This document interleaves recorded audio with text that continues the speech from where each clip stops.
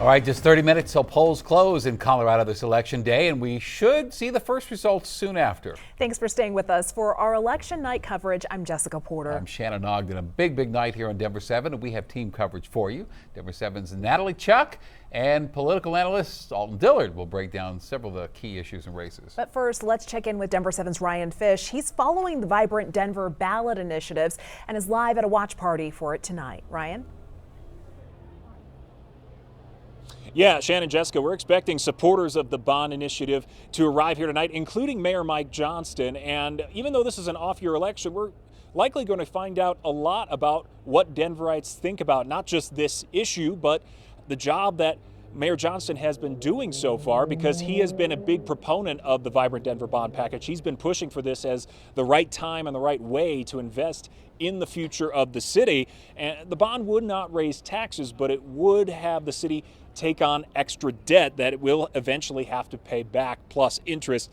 The package includes 5 separate questions on the ballot, 2A through 2E. 2A would focus on infrastructure improvements like landscaping, lighting, pedestrian crossings, viaduct repairs. 2B would go toward parks and recreation projects, including $70 million to the new Park Hill Park. 2C would create a new Denver health facility and improve the Denver Children's Advocacy Center.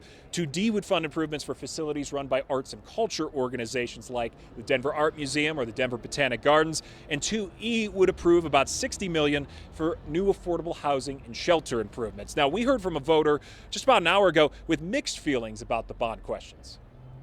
I'm assuming that that debt is well worthwhile in the case of keeping the infrastructure put together, but I'm sure there's other cases where increasing the debt for other programs, like I think one of them had like potentially like 35% of the money set aside would like go to like building like a police officer training center. Not super into that. And that's specifically what he's referring to, part of 2D, a police, fire, and sheriff training center. So as you heard there, you can vote all yes or all no, or you can pick and choose the pieces of this ballot question that you would like to see approved. In total, this is about a $950 million bond package. Critics say even with no new taxes, bonds have a cost, and that this is not the right time to be adding extra debt for the city, given the uncertain economic times that we're in right now. And they urge voters to vote no on all of those questions. Right now, with the city facing a big budget shortfall, there's just not the cash on hand for these improvements, and that's why this bond package has been put on the ballot here for those improvements. And we'll keep you updated tonight as the results roll in. I'm sure Mayor Johnston's going to be keeping a close eye on what those numbers look like, as are many across the city. For now, live in Denver, Ryan Fish, Denver7. All right, Ryan, we'll see you throughout the evening. We appreciate it. And voters in Denver also deciding whether to keep the city's ban on flavored tobacco products. Now, City Council approved this ban in December. It was an 11-1 vote, but there has been significant opposition from retailers who say this ban is going to put them out of business. Now, supporters of the ban include billionaire former New York City Mayor Michael Bloomberg, who has donated millions of dollars to this cause. And voters statewide are also deciding on 2 ballot initiatives, Propositions LL and MM. Both concern Colorado's funding of free school meals. A yes vote on Prop LL would let the state keep excess tax revenue to help fund the program. A no vote would refund the money to taxpayers.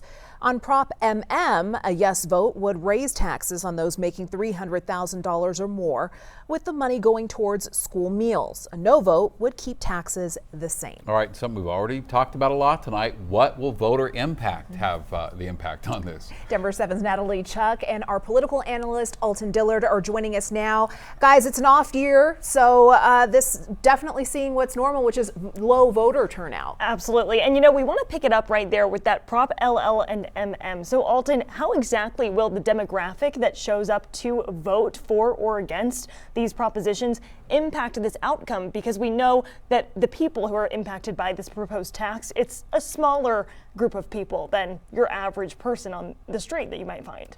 One thing to keep an eye out for is when the first results start coming in, because a lot of people in the 65 and up demographic who are probably grandparents at this life stage are going to be the ones who have a lot of the early say. Other thing to keep an eye out on is, given the state's budgetary situation right now, is the timing going to be right for any increased taxes. Yeah, and we've been speaking a lot about Denver tonight, but we also want to take everybody over to Aurora City Council. 5 seats up for grabs over there. Obviously, Aurora has been in the national spotlight since last election and over the course of the last year. What are you looking for there? What's going to be a key moment?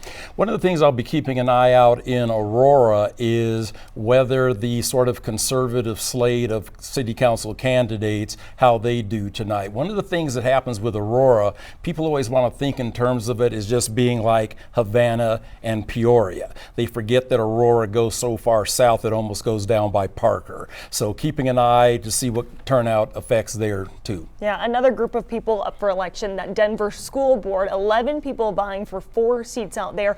And anyone who is elected into these positions, they're going to inherit those concerns that Denver Public Schools is having right now about their budget. So what's going to be important for people to keep in mind? What are you looking for when it comes to what Denver is thinking when they cast their ballots there? Okay, and when it comes to the school board race, that's really going to be a referendum on the remaining incumbents.